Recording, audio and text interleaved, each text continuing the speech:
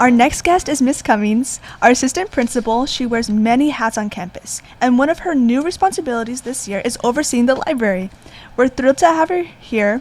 Welcome to the podcast, Miss Cummins. Thank you very much. I'm glad to be here. So, if you had to choose one book that represents your personality, what would it be and why?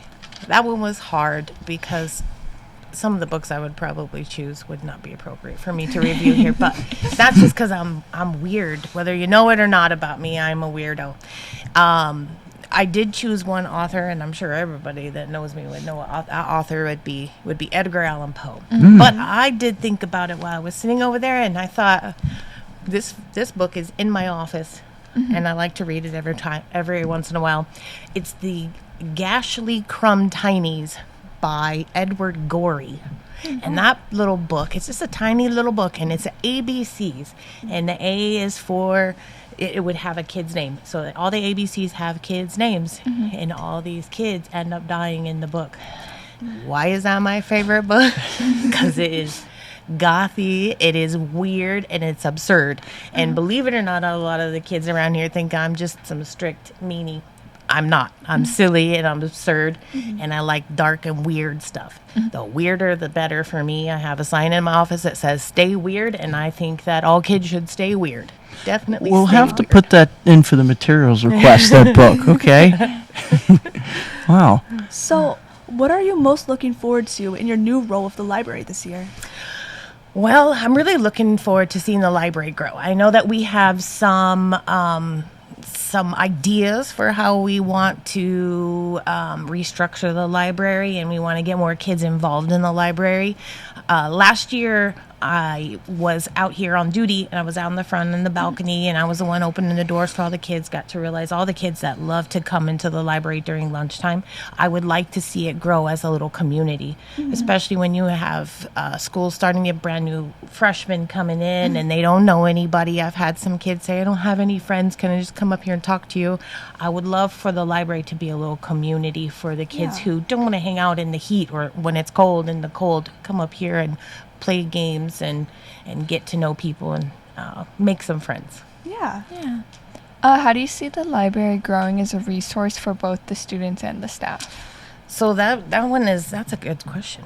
I would love to see it as a go-to spot. I know Dr. Rico and I have talked about that a little bit. I'd like to see him not only have, some classes come in here, but he likes to take his classes out to the students as well. I think Dr. Rico has a good idea with the museum in the box that we talked about. I'm excited to see him do that.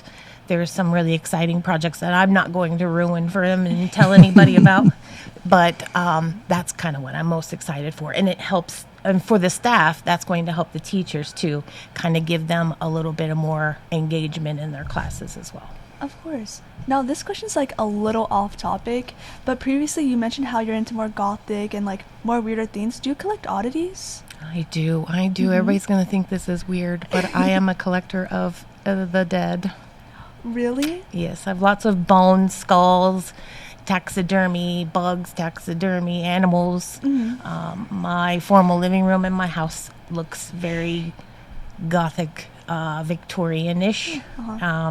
The biggest thing I own is probably a huge raven standing on books with its wings spread. I am not a taxidermist. That is not my... I just purchased them already done. So I go to the Oddities Fest every year.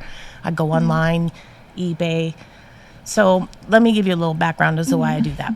I know that we have a forensics program here, and a lot of the kids love the forensics program. Yeah. I actually was an undergrad in forensic anthropology. Oh. Wow. So I got to be one of my professor's favorites, as you might add. And I did what we call maceration, and I used to... This is going to sound even weirder. I apologize to everybody, but you're going to learn something today. So we used to find ways to get soft tissue off a bone. So I became obsessed with bones. I love bones. I love skulls. So out of everything, the bones are my favorite. You would get along so well with my mom. Yeah? Wow. Good. I'll have to meet her. Yeah. What's your favorite thing in your collection? In my collection? I don't know if I should tell you. I won't tell you my absolute favorite Okay. because it's too weird. But I do have a little baby wild fetal boar. Don't worry, everything I collect, make sure it's ethically sourced. So of it course. was never born. It was fetal, and it's in a jar about this big. And his name is Baby Lou. And every year at Christmas, he has his own Christmas tree.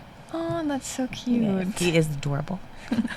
I told my mother gets upset because she loves animals, and she says I don't like to see them like this. I say, but what is going to happen? You can leave it out to the wild, or it can have a mom. And I adopted it, and it has a mom.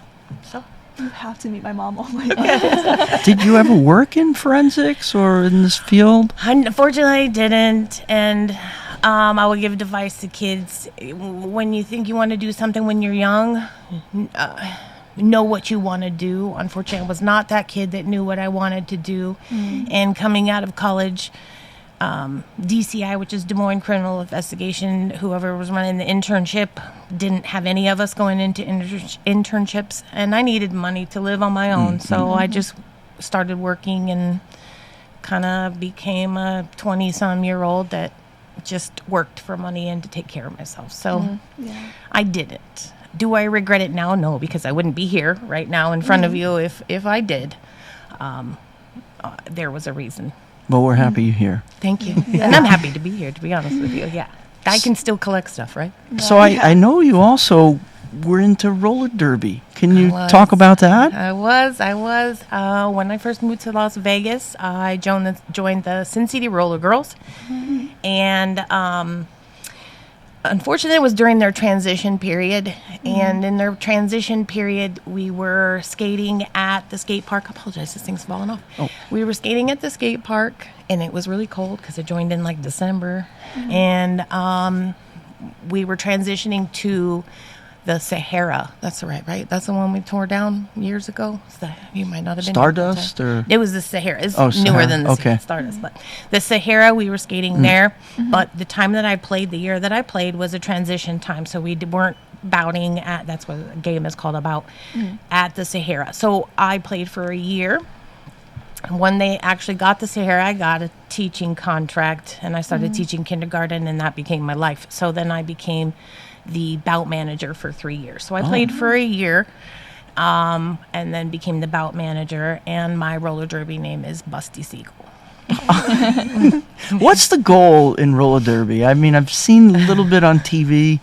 How do you win? So I will tell you this, it's the only sport where you play offense and defense at the same time. Okay. So this is kind of hard to explain, but you have a group of girls and another group of girls is in what's called a pack. You have a girl with a stripe on their head, and then you have a girl with a star. That star, they're called the jammer. So the one with the stripe is the lead that tells the pack where to go, what to do.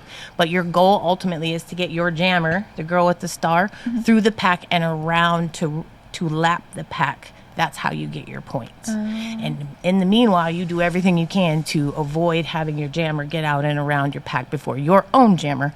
So you're taking your body and you're hitting girls and you're knocking them out of the ring and you're making them fall down and doing all this stuff. So you get hurt. And for those of you that have known me since my first year here a couple years ago, when I was waddling around, I had my knees replaced and I kind of destroyed them a little bit from roller derby. Yeah. Yeah. A lot of, well, that's what you get when you play in your 30s. So, So is it a point-based win, or is it like a time-based thing? Both.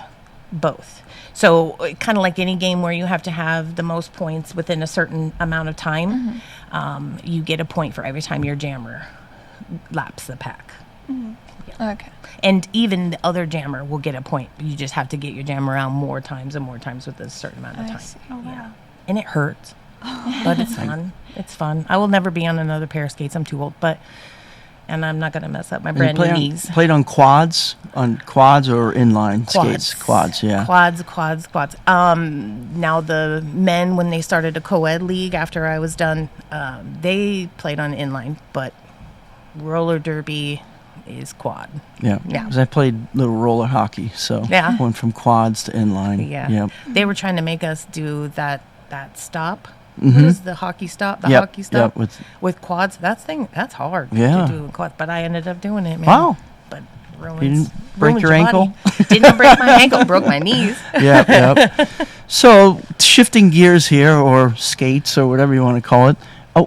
Let's take a quick break, and then we'll come back with a serious topic. Yeah.